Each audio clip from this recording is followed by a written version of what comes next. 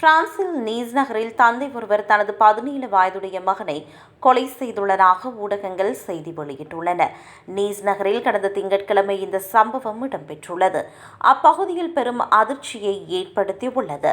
கொலை சம்பவத்திற்கு பின்னர் தனது மகனின் உடல் கிடைக்கும் புகைப்படத்தை தந்தை தனது முன்னாள் மனைவியான பிள்ளையின் தாய்க்கு அனுப்பியுள்ளார்.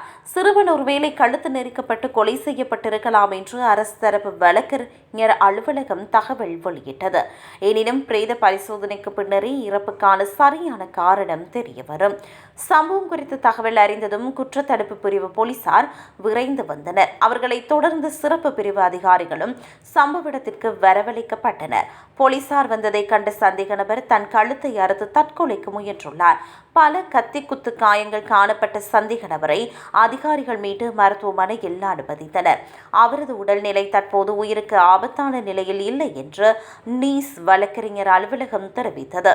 இந்த சம்பவம் குறித்து கருத்து வெளியிட்ட நீஸ் நகர மேயர் போலீஸ் நடவடிக்கையின் போது பாதுகாப்பு கருதி அருகிலுள்ள பகல் நேர காப்பகம் முடக்கப்பட்டதாக தெரிவித்தார்.